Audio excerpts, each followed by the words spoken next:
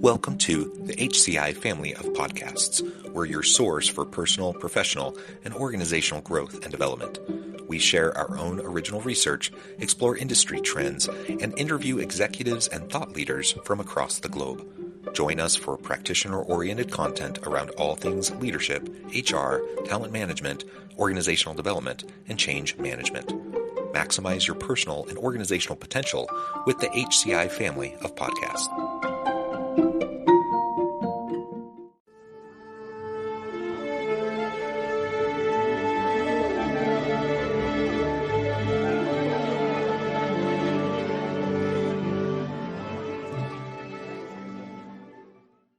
Amy Lavoie, welcome to the conversation today. Thanks so much, John. It's great to be here. It is a pleasure to be with you. I talk with people from all around the world, and it just so happens today we're both local. You're joining us from Salt Lake City. I'm just south of Salt Lake City. Today, we're going to be talking about a new TORCH study that confirms how coaching creates a virtuous cycle of positive behavior and change that benefits. There's so many really great outcomes from the study, and we're going to try to unpack that and better understand some of what this means for organizational leaders today. As we get started, I wanted to share Amy's bio with everybody. Amy Lavoie is responsible for enabling a culture at TORCH where people can thrive. She has spent her career studying and practicing the science of happiness and success at work, both as an internal HR practitioner and an external consultant, guiding some of the world's leading organizations on how to engage their people for outsized performance. Most recently, Amy led the development and integration of people science into products, messaging, and services for Glint, LinkedIn, and Microsoft. I could go on, but I'm going to pause there. Amy, anything else you would like to highlight by way of your background or personal context before we dive on into the broader conversation? No, I think you covered it well. Just say that I'm really passionate about using technology to create more humanity in the world of work. And I just am really excited about this new research because I think it helps us to better understand how we can influence that and do that. And coaching is just has had a really meaningful impact on me and something I wish more people can benefit from. I definitely think everyone can benefit from it. It's kind of like therapy. I think everyone should have a therapist. I think everyone should have a coach. And whether it's formal or informal coaching that happens, everyone needs that personal board of advisors that you can lean on, get the coaching, get the mentoring, get the support you need to go through the stages of career development, because it's just too complicated. It's too hard. It's too messy, and everyone needs support.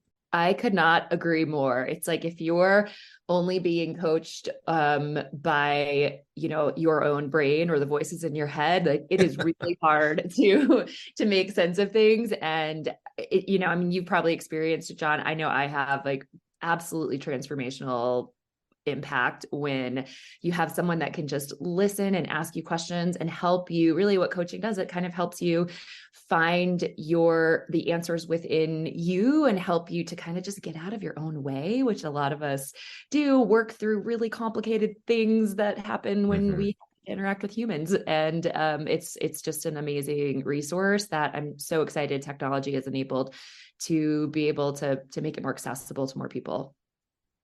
Yeah, and I think sometimes we dig at technology, right? And we say like that we're losing the humanity through AI and various innovations and automations and such. That doesn't need to be the way it is, though. Like we absolutely can have technology and humanity go hand in hand, and they can mutually reinforce and allow us to do things in better ways.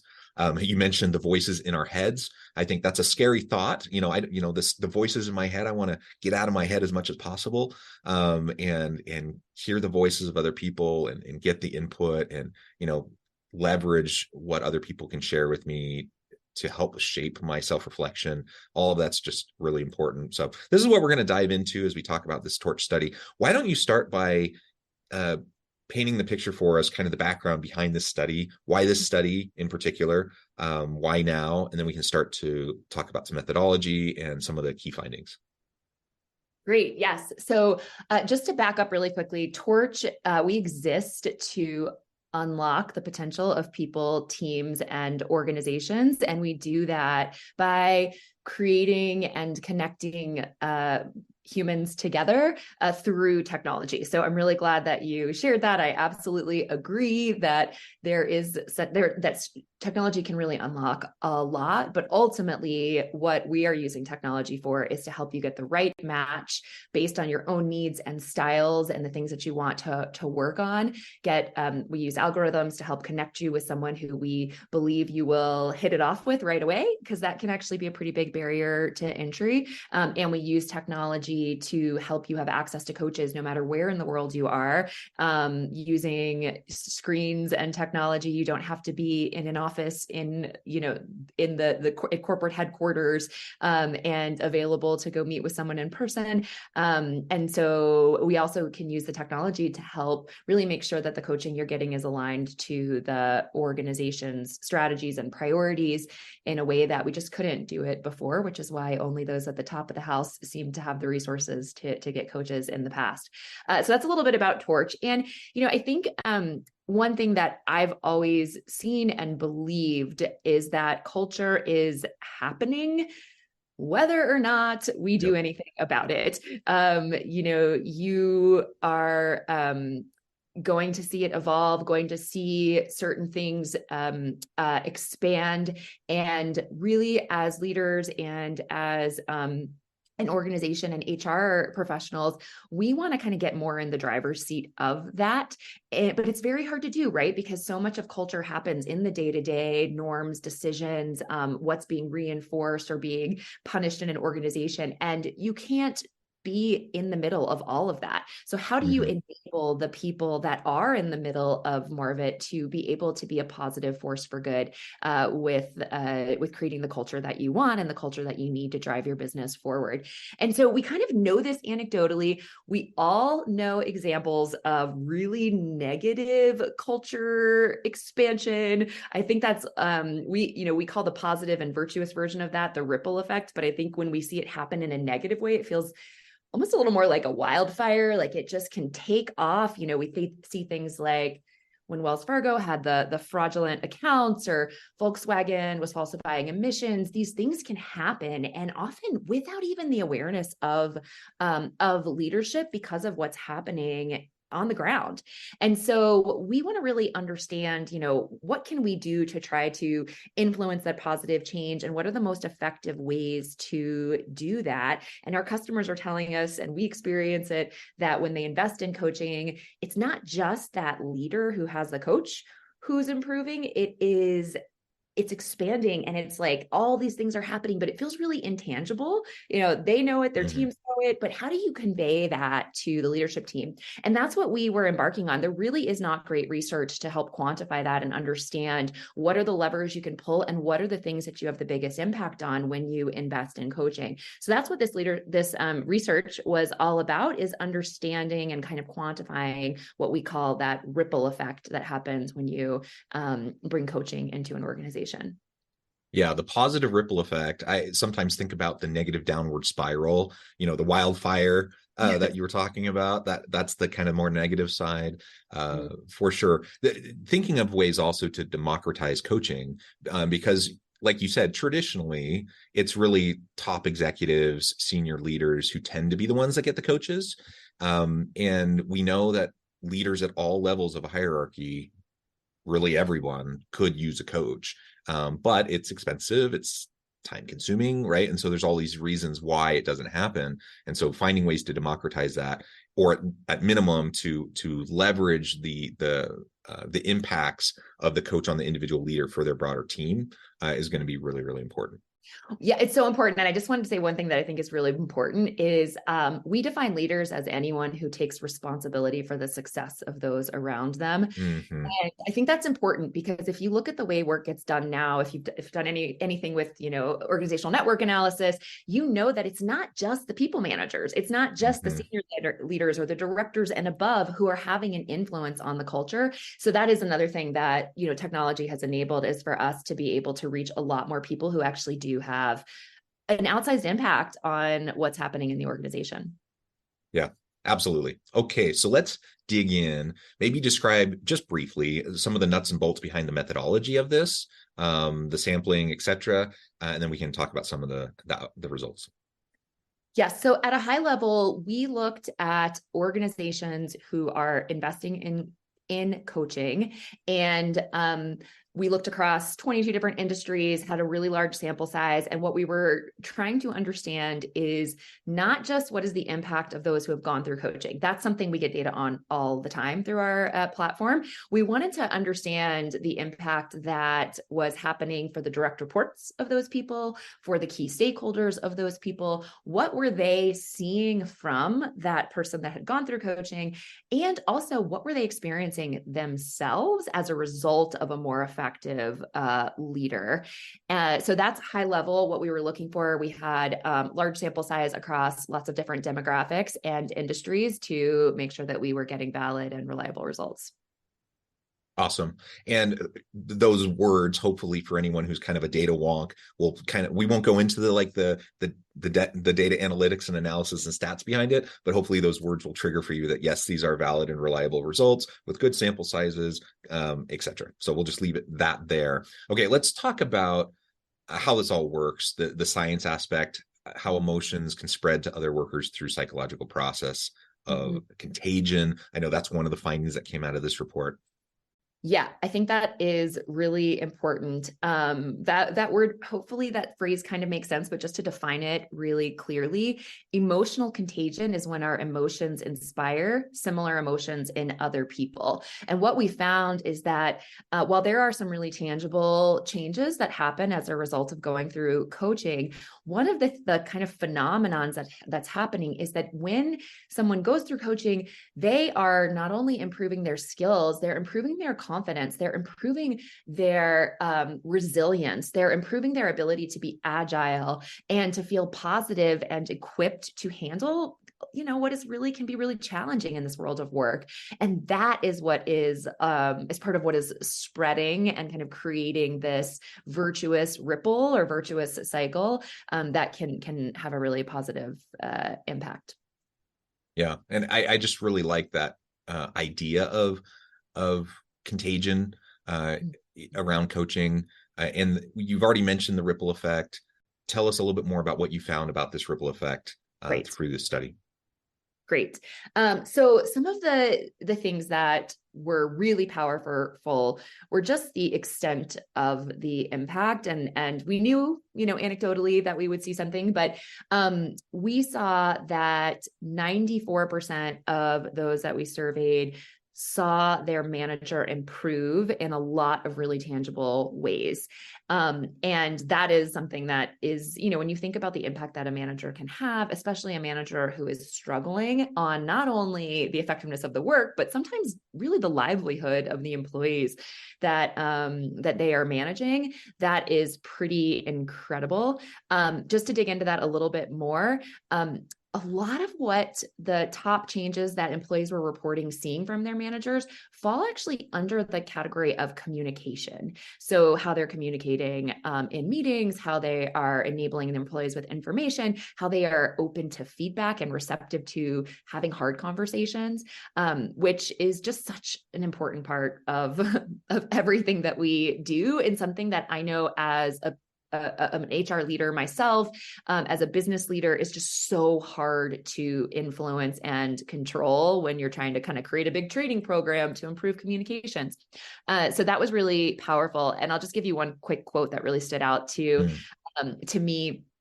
One direct report said, since my manager's coaching, the standout change at work is the evident shift in how our team communicates. Meetings have transformed into focused, open, and inclusive sessions, valuing every team member's input, and that shift has nurtured better collaboration. So, just to kind of see an employee say, like, not only are our meetings more effective, but, you're also driving things like innovation, and I feel like I belong more, and I feel like I'm valued more. These are really powerful examples of the ripple. Yeah, that's amazing. And one of the results I saw, 94% of respondents seeing positive change in their managers as a result of the coaching, especially around communication. Mhm. 6 of those top 10 changes they see come in the communication kind of sphere. Do you want to speak to that a little bit more? Yeah, and I can actually share with you some of those Sure. Yeah. specific kind of communication categories that were bubbling up in those top 10 findings. More effectively communicating with others, being more open to feedback, asking more questions. Wow, what a hard skill to know ask versus tell. Giving useful feedback, active listening, which is like so connected to really getting to the root of what might be going on, and managing difficult conversations. Those are all some of the communication skills that we saw employees experience as improvements for their manager. And with this ripple, 91% of employees report positive improvements in their own skills. Maybe speak to some of that. This, John, is my favorite part of this research and something we were hoping to find, but just really awesome to see more detail around that and how big that impact is. So, as you said, 91% of employees were saying that they actually felt like they were improving, their skills were improving, their mindsets were improving as a result of their manager being coached. So this was like really getting into that deeper example of that ripple effect. A couple kind of diving a little deeper into that. 51% of respondents shared that their manager has helped them and has helped them encourage them to be more curious and to continuously learn. We saw a lot of things related to growth mindset. So taking chances, making mistakes, sharing a controversial idea, knowing that they can improve something that they might have felt was really hard. That's massive. And we know about, a learner's mindset and growth mindset from Drucker's work. And I know Satya Nadella is big in kind of creating that culture. So that's something that, without a ton of intentionality, we were seeing really had a big impact. Also saw that respondents were more open to learning new skills that they might have been kind of afraid of in the past. And we know in this changing world of work that skill development and redevelopment or learning totally new skills is critical. And another one that I appreciate is that more than 2 in 3 respondents said they strengthened their sense of self-efficacy, i.e. their ability to accomplish a task, and their own sense of competence and effectiveness by their coach, essentially being able to help them work through that skill development. And that's huge. I mean, you talk about lifelong learning, you talk about growth mindset and Carol Dweck's work. This being able to increase your self efficacy is just a vital general kind of mindset shift in skill set in an unknown future. As we move into the complexities of life and in organizations and the shifting nature of work and how organizations need to be able to pivot often on a dime, like in order to do all of that and for you to feel like you can navigate that, self-efficacy is really huge. It's really, really important. And so that's one of those findings. I mean, 2 in 3 report that, which is amazing. And then the next question is, well, how do we get that other 1 in 3 to also feel that way, right? Right. Absolutely. Yeah. And, I think one of the most important skills that managers should have is not just making, that other third get there, but also being able to talk openly if it's not the right path for them or not the right role for them. And so I was really encouraged to see, kind of having difficult conversations, having, being able to share, more constructive feedback. Feedback is just something that is so sorely struggling in a lot of organizations. And so, I look at it that you might not get to 100% on this one, but that might be because we're actually having the right conversations with people about performance management and some of the things that might mean they're not the right fit for the role. So all of these, to your point, are just so critical in an unknown world. We cannot rely on an internal communications team to be able to get everyone the information that they need in the time they need it, to have a training team give people the skills they need, have, every level of leadership approve on a decision that needs to be made in the moment. Like, the world of work is moving so rapidly that one of the biggest lessons in leadership for me in this kind of age is that we need to let go as leaders. We need to let go. And it's really scary, but when you give people at all levels the organization the skills to know how to make decisions, how to have hard conversations, when to raise things up, when to just move forward, like, that's when the magic happens and when we can pivot and respond to this change quickly. Yeah, as you were saying that, I 100% agree. We need to learn how to trust, how to let go, how to empower those who have the technical expertise to do the work that needs to get done. When I'm leading a team, hopefully I'm not micromanaging them. But it's like this. I see on both ends of the spectrum problems with people who are like in the weeds micromanaging and it's all about them. That's not effective. Nobody likes that. But I've also seen people who say, oh, I don't want to micromanage my team. And so then they're like, it's complete laissez-faire, like nothing. There's actually no management going on. There's no leadership going on. There's no support going on. Obviously, neither of those are good or effective. And so we need to simultaneously, develop trust, mutual accountability and trust with our teams. Part of that is those performance conversations. Part of that is having accountability measures in place. You still have to lead. You still have to set a vision. You still have to have those conversations. You still have to support. And that's nothing we've said today is rocket science. Like, there's lots of research behind this that's been done in academia for years.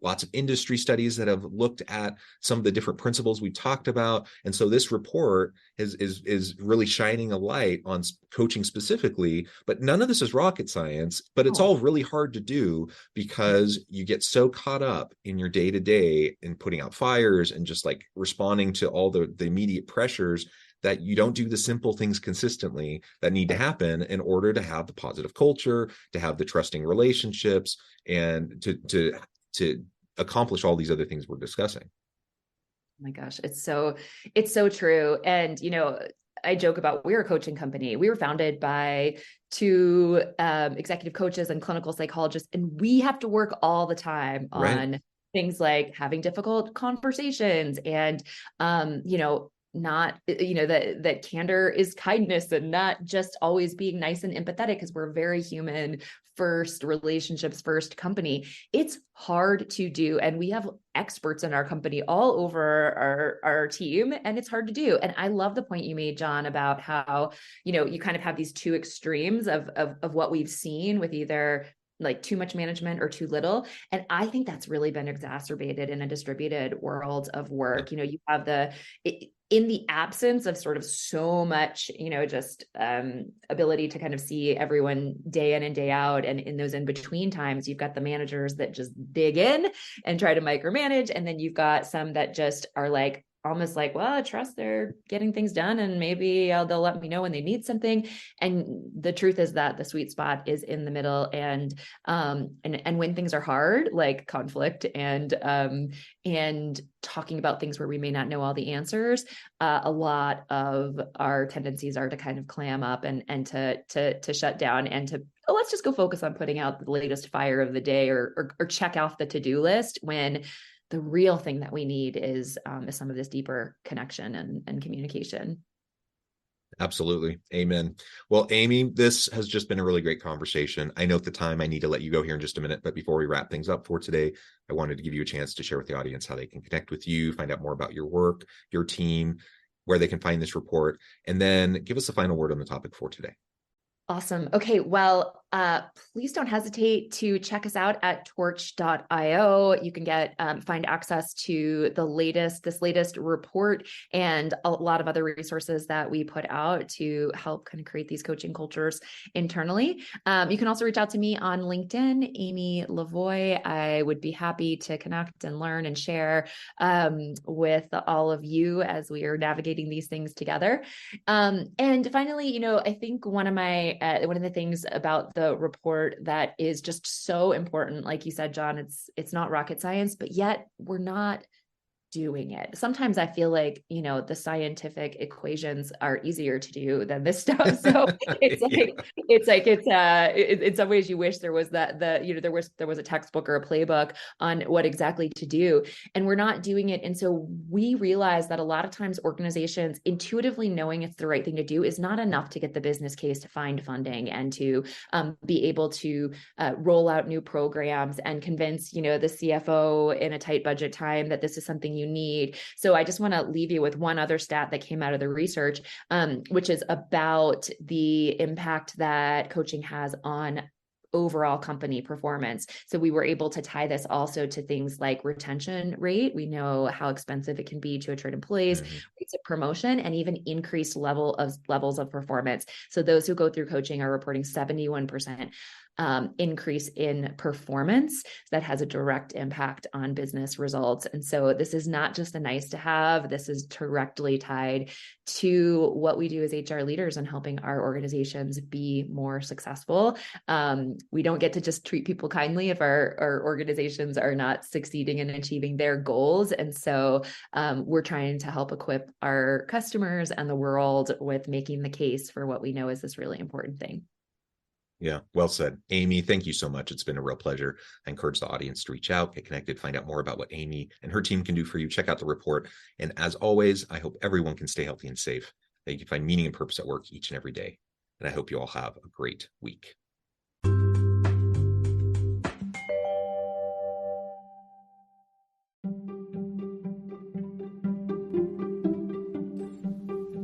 Thanks for joining us for this episode of the podcast. We hope you stay healthy and safe, and please join us again soon.